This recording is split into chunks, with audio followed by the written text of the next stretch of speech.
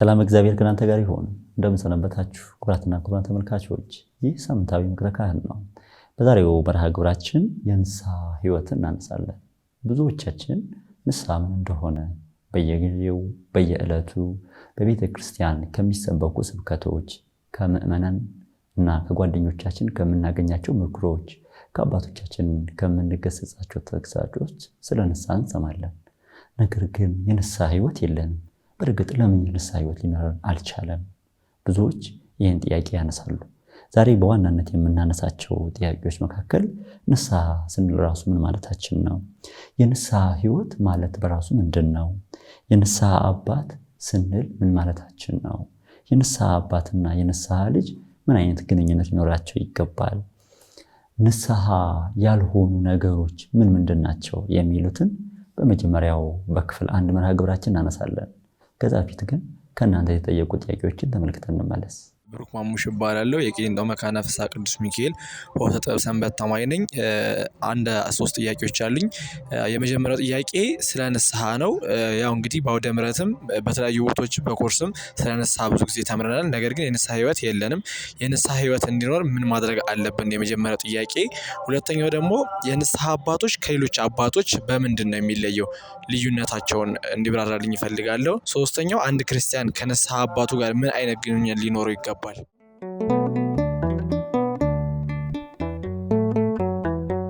ተመልሰናል ተመልካቾች።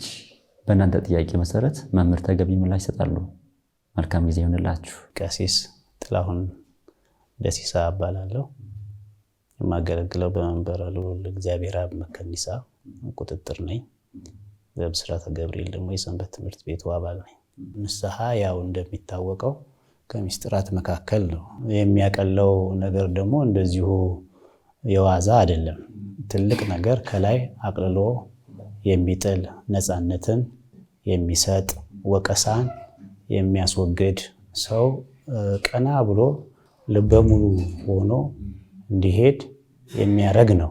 ሸክምን ሁሉ ከላይ አቅልሎ ልበ ሙሉ የሚያረግ ነውና ንስሐ ስንል ያለፈውን ጊዜ ማሰብ ማለት ነው። የአሁኑን ወይም ደግሞ የነገውን አይደለም። ንስሐ የሚባለው ነገር ስላለፈው ነገር፣ ስለቀደመው ነገር አውቀንም በድፍረት ስላደረግነው፣ ሳናቅም በስተት ስለሰራ ነው። ዳዊት እንደተናገረው በመዝሙሩ ኃጢአትን ማን ያስተውላል? ከተሰወረ ኃጢአት አንጻኝ፣ የድፍረት ኃጢአት እንዳይገዛኝ ባሪያህን ጠብቅ፣ የዛን ጊዜ ፍጹም እሆናለሁ፣ ከተሰወረውም ኃጢአት እነጻለሁ ብሎ አስቀምጧል። እና ኃጢአትን ግን ማን ያስተውላል የሚለው ሐዋርያው ቅዱስ ጳውሎስም በሁለተኛ ቆሮንቶስ 13 ላይ በሃይማኖት ብትኖሩ ራሳችሁን መርምሩ ነው የሚለው። እና ንስሐ የሚባለው ምንድን ነው? ንስሐን ስናነሳ ምን ማለታችን ነው ስንል በመጽሐፍ ቅዱሳችን ከመጀመሪያ ጀምሮ ጌታችን መድኃኒታችን ኢየሱስ ክርስቶስ ለሰው ልጆች ሕይወቱን እስከሰጠ ድነት እስከተደረገ ጊዜ ጎልቶ ይታይ ነበረ። ከዛ በኋላ ያንን ድነት ለማስቀጠል ነው እንግዲህ የንስሐ ነገር። ንስሐ ስንል በፍቅር የተሰጠን ነው። ለሰዎች በፍቅር የተሰጠ ስጦታ ነው። የፍቅር ስጦታ ነው። ሰዎች ራሳቸው አስበው ተመራምረው ተጨንቀው ስለዚህ ስለ ኃጢአቴ ምን ላድርግ ብለው ያመጡት አይደለም። ስጦታ ከእግዚአብሔር የተሰጠ ስጦታ ነውና ጳውሎስ ይህንንም በጢሞቴዎስ ምዕራፍ 1 ቁጥር 13 ላይ ምንድነው ያለው? አስቀድሞ ምንም ተሳዳቢና ክፉ ሰውም ብሆን ስላለፈው ነገር ከጌታዬ ከመድኃኒቴ ከኢየሱስ ክርስቶስ ዘንድ ምሕረትን አገኘው። ስለዚህ ያለፈውን ትቼ ፊቴን ለመያዝ እጄን እዘረጋለሁ ይላልና ንስሐ ስንል እንግዲህ እንደተነገረው በጆሮአችን ሁሉ ጊዜ እንደሰማነው እንደጠገብነው ማዘን፣ ስለየቱ ነገር ስላለፈው ነገር መጸጸት፣ ስለየቱ ነገር እንዲሁ ስለተሰማን ነገር፣ ቀደም እንዳልነው አውቀንም ስላደረግነው ነገር፣ ሳናቅም ስላደረግነው ነገር፣ በድፍረትም ስለሰራነው ለነዚህ ሁሉ መድኃኒት የሚሆን ፈውስ የሚሆን ጤና የሚሆን ንስሐ ማለት እንግዲህ ማዘን፣ መጸጸት፣ ወደ እግዚአብሔር መመለስ የሚለውን ትርጉም በሰፊው በዚሁ በፕሮግራማችንም በየአውደ ምሕረቱ የምንነጋገረው ነውና ንስሐ ስላለፈው ነገር ማዘንን፣ መጸጸትን፣ ያን ያለፈውን ነገር ላለመድገም ውሳኔ መወሰንን፣ ቃል መግባትን የሚያጣምር የሚገልጽ ነው።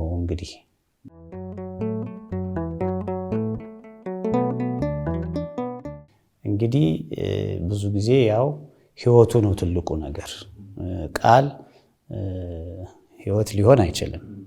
ቃል ይሰማል፣ የተሰማው ነገር ወደ ልብ ይገባል፣ ወደ ልብ ተገብቶ ደግሞ ውጤታማ ይሆናል ማለት ነው። እና እንግዲህ ህይወቱ አሁን ምንድነው? እኔ ትንሽ ንስሐ ጆሮ ጠገብ ሆነ። ሰው ሁሉ ለምዶታል አሁን ንስሐንና ስለለመደው እንደ ሚስጥራት አድርጎ እየፈጸመው ነው ብዬ አይደለም። በጣም እየቀለለ ነው ያለውና ትርጉሙ እየተሰጠ ያለው ለንስሐ እየተሰጠው ያለው ትርጉም ትንሽ አስቸጋሪ እየሆነ መጥቷል። ሰው ያውቀዋል፣ ንስሐ ማለት ምን እንደሆነ ያውቀዋል። ድንገትም ንስሐ ይገባል። ወደ ገዳማትም ሲሄድ ንስሐ ይገባል። ጠበል ቦታም ለመጠመቅ ሲሄድ ንስሐ ይገባል። ሲመለስም ንስሐ ይገባል። ይሄ በእርግጥ ህይወቱ መደጋገም ያለበት ህይወት ነው። አንድ ጊዜ ተገብቶ የሚቆም አይደለም። በእርግጥ ይሄንም ስናነሳ ግን ከምን አኳያ ነው አንድ ሰው ንስሐ ልግባ የሚለው? ህይወቱን ምን ለማድረግ ነው?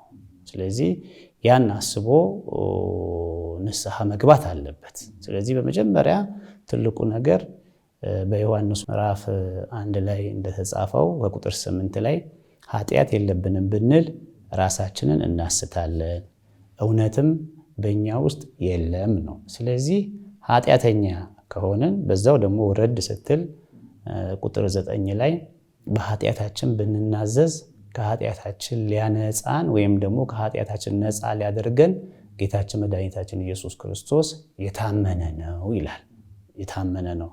ስለዚህ ንስሐ ህይወት ማለት ምን ማለት ነው ብንን አስቀድመን ራስን ማወቅ ይፈልጋል። አንድ ሰው ንስሐ ለመግባት በንስሐ ህይወት ኖረ የሚባለው ተናዘዘ ማለት አይደለም። ይሄ ያለ መሆኑን በምሳሌ 28 ላይ ኃጢአቱን የሚሰውር አይለማም፣ የሚናዘዝና የሚተው ይላል።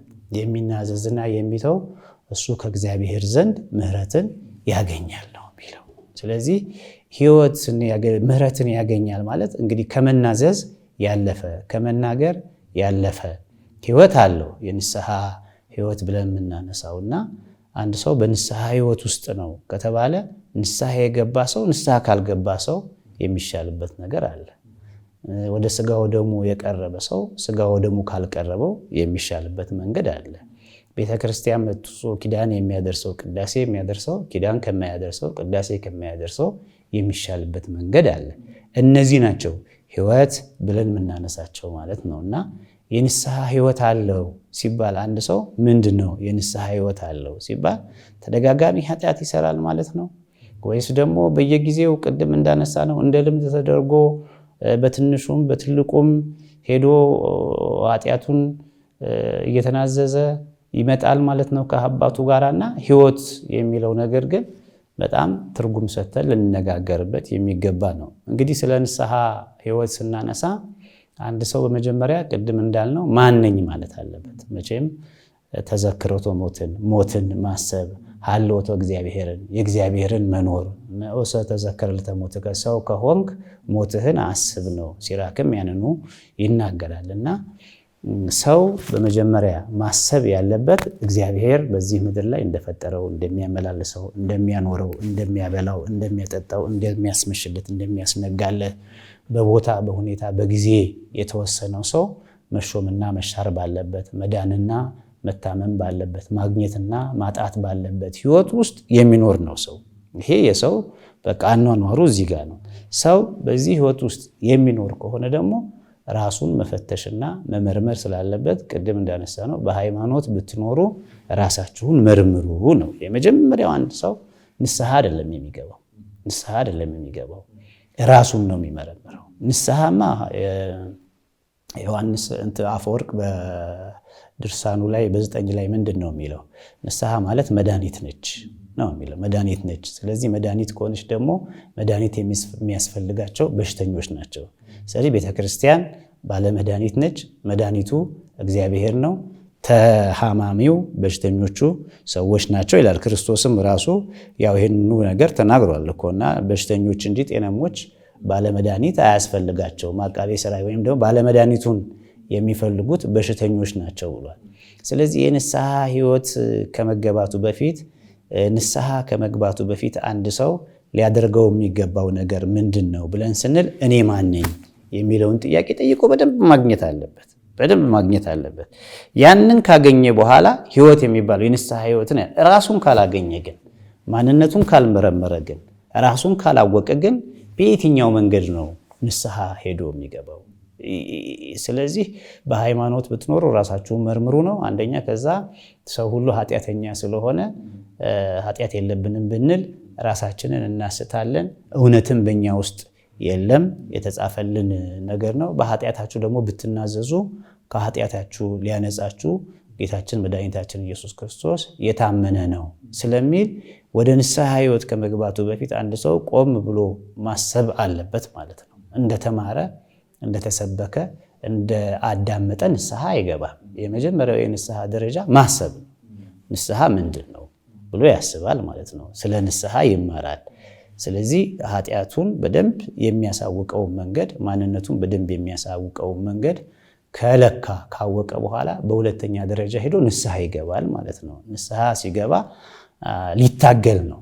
አሁን አንድ ሰው ንስሐ ገባ ማለት ደግሞ ኃጢአት አይሰራም ማለት አይደለም፣ ደግሞ አይበድልም አይደለም። ለዚህ ነው በሚልክያስ 7 ላይ ጠላቴ ሆይ ብወድቅም እነሳለሁ፣ በጨለማ መካከል እንኳን ብሆን እግዚአብሔር ያበራልኛል ነው የሚለው። ስለዚህ በጨለማ መካከል እንኳን ብንሆን እንዲያበራልን፣ ብንወድቅ እንኳን እንድንነሳ እያሰብን ነውና ንስሐ ገባ ሲባል አንድ ሰው ፍጹም ኃጢአትን እርግፍ አድርጎ ተወ አይነት መስሏቸው ንስሐ ማይገቡ አሉ። አሁን ሕይወቱን ሳያውቁ ማለት ነው። እኔ እኮ ንስሐ ከገባው በኋላ ተመልሼ እወድቃለሁ፣ ስለዚህ ተመልሼ የምወድቅ በኋላ ለምንድን ነው ንስሐ የምገባው ብለው ራሳቸውን ከንስሐ ሕይወት የሚለዩ አሉ። ግን እንትኑን ማወቅ ነው። ንስሐ መግባት ማለት ትግል ነው። በመጽሐፈ መነኮሳት ላይ ያ አባት እንደተናገረው ማለት ነው። ምንድን ነው እኔ በቅቻለሁ ብሎ ሲለው አይ በቃትን አለመብቃትህም በምን ታውቃለህ ሲለው አይ በቅቻለሁ ይላል። ለትምህርት የተጻፈልን በፊልክስዩስ ላይ ነው። እና ከዛ ይፈትነዋል ማለት ነው ያ አባት። እንግዲያው አንድ ጥያቄ ጠይቀሃለሁ፣ እኔ ጥያቄ ጠይቀሃለሁ ይላል። ጠይቀኝ ይለዋል። በመንገድ ላይ ስትሄድ ሁለት ሰዎች ቁጭ ብለው አንዱ ሲያመሰግንህ፣ አንዱ ደግሞ ሲያማህ፣ አንዱ ከፍ ከፍ ሲያደርግህ፣ አንዱ ሲያዋርድህ ብታይ አስተሳሰብህ ምንድን ነው? ስለነሱ ስለ ሰዎቹ የምትሰጠው እይታ ምን ይመስላል? አይ የሚያመሰግንኝንማ እለየዋለሁ፣ የሚተችንኝም እለየዋለሁ፣ ግን ነፍሴን ተይላታለሁ። የሚተችሽን እንደሚያመሰግንሽ አድርገሽ ውደጂ ብዬ እታገላታለሁ እንጂ እለያለሁ አለኝ። እንግዲያው ሁለተኛ ጥያቄ ልጠይቅህ። ይሄ መንገድ ላይ ስትሄድ ወርቅ ብታይ እንዴት አድርገህ ትለየዋለህ? ወይም ምን አይነት ግምት ይሰማሃል? ምን አይነት ስሜት ይሰማሃል አለ። አይ ወርቁን ከድንጋይ እለያለሁ፣ ድንጋዩን መር ብዬ አልፌ እንደሚሄደው ሁሉ ወርቁንም ለነፍሴ ነግሬያት ምንም አይረባሽም፣ አይጠቅምሽም፣ በቃ ወርቅ ላንቺ ምንሽም አይደለም ብዬ ነግሬያት ላልፍ። ይሄ እንግዲህ ጥያቄው ምንድነው? በቅቻለሁ ስላለ ነው፣ ሊያስረዳው ስለፈለገ ነው። እና ድንጋዩን እንደማልፈው ወርቁን አላልፈውም፣ እታገላለሁ ከራሴ ጋር ይላል። ሶስተኛም ጥያቄ ጠየዋ። እንደው ባለህበት ቦታ በተኛህበት ቦታ ከአንተ ጾታ ተቃራኒ የሆነ ሴት ቢተኛ ምን ይሰማሃል? አይ ጾታ ለያለሁ፣ ሴት እንደሆነች አውቃለሁ፣ ግን ነፍሴን አስጨንቄ አጠገቤ ማንም እንደሌለ አስቤ ቢኖርም ምንም ማድረግ እንደሌለብኝ ለህሊናዬ ነግሬ ከእግዚአብሔር ጋር እንዳልጣላ አድርጌ እተወዋለሁ። እንግዲያውስ አሁን አንተ ያልከው በቃ ያልከው ደረጃ አልደረስክም። ብትበቃ ወርቅና ድንጋይ ላንተ እኩል ናቸው። ድንጋዩን እንዳለፍከው ወርቁንም ታልፈዋለህ። የሚያማህና የሚያመሰግንህም ላንተ እኩል ነው። ሰው ናቸውና እንደ ሰው ትወዳቸዋለህ። ከአጠገብህ የተኛው ማንም ቢሆን ትርጉም የለውም ላንተ። ሕይወትህ ከእግዚአብሔር ጋር የተገናኘ የደረስክበት ደረጃ ነው። ስለዚህ ገና ነህ። ስለዚህ ምንድን ነው? የትግል ሕይወት ላይ ነህ። ንስሐ ማለት የትግል ሕይወት ነው። በእነዚህ አባቶች የእነሱን ሕይወት የእነሱን ቅድስና ለማምጣት አይደለም። አንድ ሰው ንስሐ ገባ ሲባል ከኃጢአት ጋር ይታገላል ማለት ነው። ትግል ነው፣ ከኃጢአት ጋር የሚታገልበት ነው። እና የሁለተኛው ደረጃ እንግዲህ ምንድን ነው ማለት ነው? ንስሐ መግባት ነው። እያደገ ሲመጣ ምን ይደርሳል? ሕይወቱ የንስሐ ሕይወት እያደገ ሲመጣ የንስሐ ህይወት ከፍ እያለ ሲመጣ፣ የንስሐ ህይወት በአኗኗሩ ልዩ የሆነ ሲመጣ ምንድነው? ኃጢአትን መጥላት። ያ ይደሰትበት የነበረው እንግዲህ በመጀመሪያ ስለ ኃጢአቱ አስቦ በኃጢአቱ ተጸጽቶ ነው የመጣው። በሁለተኛ ደረጃ ግን ንስሐ ሲገባ ከኃጢአት ጋር ትግል ነው። ውደቅ አልወድቅም፣ አድርግ አላደርግም፣ እንደገና መውደቅ። ቅድም እንዳልነው ደግሞ ጠላቴ ሆይ በወድቅም እነሳለሁ እያሉ እየተጸጸቱ ከዛ ከወደቁበት መነሳት፣ እዛው ጭቃው ላይ አለመክረም፣ አለመዋል፣ አለማዳር። እንጦንስ እኮ ይመክራል። ምንድነው ሲመክር የሚለው? ትልቁ ሰው ህሊና አለው የሚባለው እውቀት አለው የሚባለው ዘወትር ኃጢአቱን ኃጢአተኛ ነኝ እያለ እያሰበ ሲኖር ነው። በቃ ይሄ አንዳንድ ጊዜ ድፍን ያለ ነገር አለ። ልቦና ኃጢአተኛ ነኝ በደለኛ ነኝ እያሉ ኃጢአትን ሲሰሩ ራሱ ኃጢአት ነው በደል ነው እያሉ መስራትና ችግር የለውም ብሎ ቀለል አድርጎ መስራት ይለያያል። ስለዚህ ትልቁ የንስሐ ህይወት የሚባለው ምንድነው? በደሉን በደል ነው እያሉ መስራት ነው። ኃጢአቱን ኃጢአት ነው፣ ላደርገው አይገባኝም፣ ልኖርበት አይገባኝም፣ ተሳስቻለሁ። ስለዚህ ዳግሜ እንዳልሳሳት እኛም እኮ ስንናዝዝ ምንድነው? ላለፈው ስርየት፣ ለሚመጣው ዕቅበት፣ ስላለፈው ይቅርታ፣ ስለሚመጣው ደግሞ መጠበቅን ለልጆቻችን ስጥልን፣ ለእኛም ስጥልን ነው የምንለውና ያ የሁለተኛው ደረጃ በመውደቅ በመነሳት ከኃጢአት ጋር በመታገል እግዚአብሔርን በመውደድ ነፍስን በማስበለጥ ኃጢአትን እየዘለሉ እያለፉ ጽድቅን ደግሞ እያደረጉ እድገት ነው። ስለዚህ ያ የሶስተኛው ደረጃ ደግሞ የንስሐ የሶስተኛ ደረጃው ምንድነው? ኃጢአትን መጥላት ነው። የታኘከ ሸንኮራ ተመልሶ አይታኘክም፣ ጣዕሙ ስለሚያልቅ ጣዕሙ ያልቃል። እና የኃጢአት ጣዕም ያልቃል፣ የኃጢአት ደስታ ያልቃል። የኃጢአት የሚሰማን በደልን በመስራት ውስጥ የሚሰማን ደስታዎች ያልቁና እነዛን ነገሮች ጭራሽ እንጠላቸዋለን። ይሄ አሁን እንግዲህ በአንዴ ብድግ ተብሎ ኃጢአትን መጥላሽ ደረጃ የሚደረስበት ጉዳይ አይደለም። ስለዚህ ንስሐ ብለን ነገር ግን በፍጹም ልቦናቸው ንስሐ የሚገቡ ስለ ኃጢአታቸው ንስሐ በገቡበት ሁሉ ዳግመኛ ወደ ወጥመዱ የማይሄዱ የማይመለሱ ሰዎች የተደነቁ ናቸው ብሎ በሁለተኛ መቃብያን ምዕራፍ 3 ቁጥር 7 ላይ ተቀምጧል። ስለዚህ በመጀመሪያ ኃጢአታቸውን አውቀው ንስሐ የሚገቡ ንስሐ ከገቡ ደግሞ በኋላ ወደ ቀደመው ኃጢአታቸው የማይሄዱ የተደነቁ ናቸው ይላል። በቁጣ ጊዜ የምትሞትባት ቀን አስባት፣ የምትሞትባትን ቀን አስባት እና ያችን ቀንም እያሰብክ ሞትህንም እያሰብክ ደግሞ ንስሐ ግባ ብሎ ሲራክ በ1823 ላይ ይመክራል። ስለዚህ ንስሐ ህይወት ማለት ስለ ንስሐ ህይወት ስናነሳ አንድ ሰው ንስሐ ህይወቱ የጠበቀ ነው ስንል በእነዚህ በሶስቱ ነገሮች ውስጥ መመላለስ ነው ያለበት። የመጀመሪያ ኃጢአቱን አውቋል። ኃጢአቱን ካወቀ በኋላ ንስሐ ይገባል። ስለ ንስሐ አስቦ ንስሐ ይገባል። ንስሐ ከገባ በኋላ ሲኖር ደግሞ እየጠነከረ ሲመጣ ህይወት የሚባለው እነዛ ቃል የገባቸው ንስሐ የገባባቸው ኃጢአቶቹ እየጠላቸው ነው የሚመጣው። የወደቀበትን የተሸነፈበትን ነገር እንደዚህ እያደረገ የሚመጣበት ህይወት ነው ለማለት ነው። እንግዲህ አንድ ካህን በነፍስም በስጋም ያዛል። በነፍስም በስጋም ላይ ያዛል። ይህን ስልጣኑን ከጌታችን ከመድኃኒታችን ከኢየሱስ ክርስቶስ ከቤተ ክርስቲያን ተቀብሏታል። አበነፍስ ይባላል። የነፍስ አባት ነው፣ ጠባቂዋ ለማለት ነው። መቼም ሰው ያው ነፍስና ስጋ ነው እናውቃለን። ነፍሱ ሕያዊት ነች፣ ለባዊት ነች፣ አዋቂ ነች እና ስጋው ደግሞ ከመሬት ከአፈር ከውሃ ከነፋስ የተሰራ ነው፣ ደካማ ነው። እነዚህን አገናብዘን ነው የምንኖረው። ሰው ነፍስና ስጋ ያለው ነው። በነፍሱ ብርታትን፣ ጥንካሬን ከእግዚአብሔር ጋር አብሮ መኖርን፣ የስጋው ደግሞ ጠባይ መሬትነትን፣ ውሃነትን፣ ንፋስነትን፣ መብላትን፣ መጠጣትን፣ ጊዜያዊ ነገርን የሚቀበል ነው።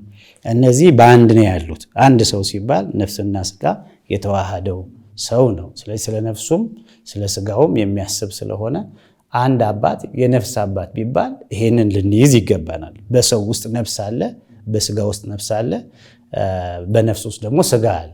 ውህደት ይዘው የሚኖሩ ናቸውና የነፍስ አባት ስንል የዛ ሰውዬ አባቱ ለማለት ነው። ሰው ሆኖ የተፈጠረው ሰው፣ ሕያው ሆኖ የተፈጠረው ሰው፣ የሚንቀሳቀሰው ሰው እና አባት ሲባል ለሰውየው ነው።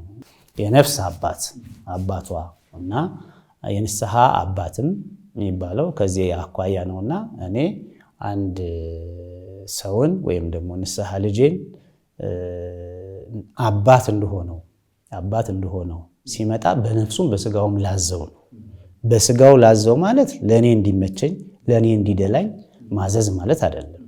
በሕይወቱ በሚኖረው በሚሄድባቸው መንገዶች እግዚአብሔር በሚወደው መንገድ እንዲሄድ ነፍሱ እንድትጾም እንድትጸልይ። በስጋ አባትነት ማለት ምን ማለት ነው? ይሄን አታድርግ አይጠቅምህም፣ ይሄ ለአንተ ጥሩ አይደለም፣ እግዚአብሔር አይወደውም። ለነፍሱስ መጽሐፍ ያስቀመጠለትን ነገር እየነገርን እንሄዳለንና ያ ከእግዚአብሔር የተሰጠው ስለሆነ የነፍስ አባት ሲባል ነፍስ ላይ ብቻ አይደለም። እኔ ነፍስ ስጋ ውስጥ አለች፣ ስጋ ነፍስ ውስጥ አለች እና ሰው የሚለውን ነገር ስለምናወጣ ለዛ ሰው አባቱ የሚለውን ነው የምወስደው።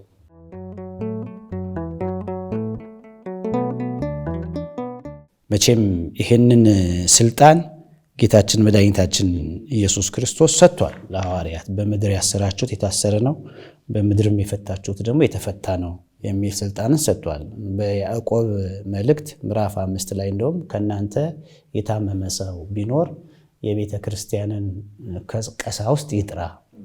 እነሱን ከጠራ በጣም የሚደንቅ ቃል ነው። አሁን እዛ ጋ እኮ ያለው የአንድን አባት ከምእመኑ ጋራ ከንስሐ ልጁ ጋራ ያለውም ምን አይነት ጥብቅ ግንኙነት እንደሆነ ነው የሚናገረው። በማርቆስ ወንጌል ምዕራፍ 1 ላይ ክርስቶስ ራሱ አምላክ ሆኖ ፈውሶ አድኖ ያ ስርዓት እንዲጠበቅ ከካህናት ጋር ያለው በኦሪቱ የነገረው ነገር እንዲጠበቅ ሄደ ራስህን ለካህን አሳይ ብሎታል። ክርስቶስ ሊቀ ካህናታችን ነው፣ እውነተኛ አምላካችን ነው፣ ሕይወቱን ስለኛ አሳልፎ የሰጠ ነው። ከክርስቶስ በላይ ካህን አንጽቶ ሊቀድስ ችሎ አይደለም ያንን ያለው። ግን ያ የመጣውን ስርዓት በካህናት አማካኝነት ከእግዚአብሔር ጋር ልበ ሙሉ ሆነው የማይታየውን እግዚአብሔር በሚታየው ካህን ውስጥ እያየነው እናለቅሳለን ብለው ለሚመጡ ምእመናን ማለት ነው። የማይታየውን እግዚአብሔር እያየኝ የሰራሁትን ኃጢአት እያየኝ እናገራለሁ፣ ይቅር በለኝ ብዬ እናገራለሁ ብለው ካህኑን በእግዚአብሔር ውስጥ አይተው እንባቸውን ሊያወርዱ ለሚመጡ ምእመናን ያንን አብነት ያ ትምህርት እንዲቀጥል ክርስቶስ ሄደህ ራስህን ለካህን አሳይ ነው። ስለዚህ በያዕቆብ ላይም የተቀመጠው ቅድም ምዕራፍ 5 ላይ የተቀመጠው 18 ላይ ምንድነው? ከእናንተ የታመመ ሰው ማንም ቢኖር የቤተ ክርስቲያንን ቀሳውስት ይጥራ ነው። የምእመናኑ ድርሻ ያ ነው ማለት ነው። የቤተ ቀሳውስት ይጥራ ምን ማለት ነው? ንስሐ አባቱን ይጥራ ማለት ነው። ስለዚህ ከጠራ በኋላ ያ የመጣው የንስሐ አባቱ ጸሎት ይጸልይለት ይላል። ታሞ እንደሆነም ዘይት ይቀባው እና ህመሙም ይድናል ካለ በኋላ ኃጢአትን ቢኖር ይሰረይለታል። በማን አማካኝነት? በካህኑ አማካኝነት። ይህንን ነው የሚያስቀምጠው። የቤተ ክርስቲያን ቀሳውስትን ይጥራል። ከጠራ በኋላ ያ ጸሎት ያደርግለት። ጸሎት ካጠለት ለስጋም ለነፍስም ያል ነው ማለት ነው። ቅድም ለስጋው ደዌ ስጋን ለማራቅ ቁስሉን ለማራቅ ጸሎትን ጸልዮ የአባቶች ቡራኬን ሰጥቶ ቅባ ቅዱስን ቀብቶ ያድነው። ይሄ በእምነት የሚደረግ ነው። እነሱም እንድናለን ብለው አምነው ስለሚያድሩ ከዛስ በኋላ ቀጥሎ ያለው ምንድነው? ኃጢአት እንኳን ቢኖር ይሰረይለታል ነው። ስለዚህ የአንድ የካህንና የአንድ የአበነፍስ ግንኙነት በስጋና በነፍስ ባለው በኩል ቁርኝነት ነው። አንድ ንስሐ ተነሳሂ ወይም ደግሞ ንስሐ አባቱን የሚፈልግ ሰው አባቱን በስጋም በነፍስም ነው የሚፈልጋቸው። በስጋም በነፍስም ነው የሚፈልጋቸው። ስለዚህ ሲታመም ሊጠራቸው ይገባል። ሲቸገር ሊጠራቸው ይገባል። ሐሳቡ ሲምታታበት ሊጠራቸው ይገባል። ምክንያቱም እግዚአብሔር ለዛ ካህን ክህነቱን የሰጠው ለግሉ አይደለም፣ ሕዝብን በዛ ደረጃ እንዲያገለግልበት ነው ማለት ነው። እንዲያገለግልበት ነውና የንስሐ አባትና የንስሐ ልጆች ግንኙነት በጣም ጥብቅ ነው ስንል መቼም ራቁትነት የምንለው ነገር አለ። ሰው ራቁቱን የሚሆነው መቼ ነው ብንል የምንቆጥረው ነገር አለ። ወይ በዚህ ሰዓት ልጅ ሆኖ ነው፣ ወይ በዚህ ጊዜ ከገሌና ከገሌ ጋር ብቻ ሲሆን ነው፣ ወይ ሲያብድ ነው ሰው ራቁቱን የሚሆነው። ከዛ ውጪ ራቁቱን ከሆነ እብደት ነው። ስለዚህ የንስሐ አባት በዛ ደረጃ ራቁቱ የሚቀረብበት እኮ ሰው ሁሉን ነገር እና ሰው ለእናቱ ሚስጥር ይነግራል። ለካህን የሚነግረውን ያህል ግን አይነግራትም። ለእናቱ የሚነግራትን ሚስጥር በጣም የልብ ጓደኛ የሚባል አለ። ለልብ ጓደኛው ደብቆ የመጣውን ነገር ለንስሐ አባቱ ይናገራል። እንደው የመጨረሻ ማንም አይስማብኝ፣ እናቴም አባቴም ጓደኞቼም አይስሙብኝ ብሎ ያለውን ነገር መጥቶ የሚያወራው ከንስሐ አባቱ ጋር ነው። ስለዚህ ንስሐ አባት እኮ ማለት የቅርብ ጓደኛ ከቅርብ ጓደኛ በላይ ነው። እናት ከእናት በላይ ነው። አባት ከአባት በላይ ነው። ሚስጥር አካፍላቸዋለሁ ብሎ ከሚይዛቸው ሰዎች ሁሉ የተለየ ሚስጥር የሚካፈል፣ ሚስጥር የሚይዝ፣ ሚስጥር የሚሰማ፣ የአንድን የልጁን ፍጹም ራቁትነት የሚያውቅ ነው።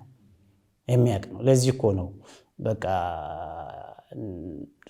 በሽታን ዶክተር ጋር ሄዶ ሰው የሚመረምረው ለምንድን ነው? ሐኪም ጋር እኮ የሚሄድበት እኮ ምክንያት አለው። ሐኪም አይቀያየር እንላለን። አሁን በእኛ እንኳን ሐኪም አትቀያየር። ለምን? አንድ የኬዙን የመጀመሪያ የህመምህን ነገር ያወቀው ሐኪም ይከታተልህ። የሰጠህ ነገር መድኃኒቱ አንሶ ከሆነ ይጨምራል፣ አሽሎ ከሆነ ይቀንሳል፣ አላሻለህም ብሶብህ ከሆነ ሌላ ምርመራ ያደርግልሃል። ምክንያቱም ይሄ መስሎኝ ነበር፣ ይሄ ለምን አልዳንም ብሎ አንድ እኮ ንስሐ አባት ማለት ሐኪም ነው። ቅድም ዮሐንስ አፈወርቅ መድኃኒት ነው። ይሄ የንስሐ ጸሎቱ ላይ እኮ ስናየው ካህኑን ኑዛዜን ከሰጠ በኋላ እኮ ልጁ የሚናገረው ነገር አለ። በዚህ በአንቀጸ ንስሐ አበስ ገብርኩ በድያለሁና አባቴ ማረኝ በሚለው ምን ይላል? ቄስ ባለ መድኃኒት ነው ይላል ምእመኑ። እሱም መድኃኒቱም ይላል ቄስ ባለ መድኃኒት ነው። መድኃኒቱም ጾም፣ ጸሎት፣ የክርስቶስ ሥጋና ደም ነው። ስለዚህ የንስሐ አባቴ ሆይ ኃጢአቴን ይቅር በለኝ ብሎ ነው የሚናዘዘው። ይሄን ይናገራል። ስለዚህ ያላቸው ግንኙነት እጅግ በጣም የቀረበ ነውና የቅርብ ጓደኛ፣ የቅርብ አባት፣ የቅርብ ሚስጥር አዋቂ። ያም ብቻ አይደለም። የቅርብ አባት፣ የቅርብ ሚስጥር አዋቂ። እናት እንኳን ሚስጥር ብትነግራት የልጇን ለአባት ልትነግር ትችላለች። ሌላ አባት ነገር እቺ ልጅ እኮ እንደው ያለችበት ሁኔታ ጥሩ አይደለም፣ ፈርታ ነው እንጂ አንተን ብላ ትናገራለች። ጓደኛ ሚስጥር ቢነገራት ለአንድ ጓደኛ ትናገራለች። ካህን እኮ መሬት ነው። ምንድነው መሬት ነው ማለት? ንስሐ ልጆች ሲመጡ አባታቸውን እንደዛ አስበው ነው የሚመጡት። መሬት ውሃ ላይ ነው ያለችው እንላለን፣ እንረግጣታለን። አንድ ቀን እንደው እመር ብላ ገብታ አስምጣን ታውቃለች ብለን አናስብም። ውሃ ላይ ያለ ነገር ግን አንድ ቀን እንዲህ ይላል። ተፈጥሯዊ ነገር ያመልጣል። መሬት ላይ ስል በነፃነት ነው የምንኖረው። ብንነዳ፣ ብንሽከረከር፣ ምን ብንል መሬት ላይ የፈለግነውን ነገር ብናደርግ ውሃ ላይ ነው ያለችው ብለን አስበን አናውቅም፣ ልናስብም አንችልም።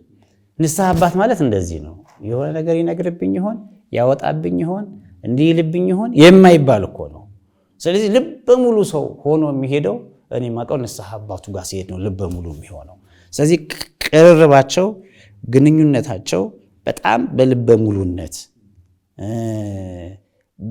ሄዶ የነፍስንም የስጋንም ነገር እግዚአብሔር በዛ ካህን አማካኝነት እንደሚያቀሉ የካህኑን ስራ ትቶ ማለት ነው። የካህኑን ኃጢአት፣ በደል፣ ወንጀል፣ የካህኑን ስጋ ለባሽነትን እየቆጠረ ሌላ ነገር ውስጥ ሳይገባ ያንን ማድረግ ነው ያለበትና እንደዚህ አይነት ቅርርብ፣ እንዲህ አይነት ግንኙነት ሊኖራቸው ይገባል። በዛሬው መርሃ ግብራችን ብዙ በጎ ነገር እንደተማራችሁ ተስፋ አድርጋለሁ። ሳምንት ደግሞ ክፍል 2ና ቀጣዩን ይዘን እንመጣለን። እናንተስ ማወቅ የምትፈልጉት ምን ጉዳይ አለ? ምን ርዕሰ ጉዳይ እናንሳላችሁ? የምትፈልጓቸውን ጉዳዮች በስልክ መስመሮቻችንና በዩቲዩብ በኮሜንት ሴክሽኖቻችን እየጻፋችሁ ልጠይቁን ትችላላችሁ። እስከ ሳምንት ሰላም፣ እግዚአብሔር ከሁላችን ጋር ይሁን። ቸርን ሰንብት።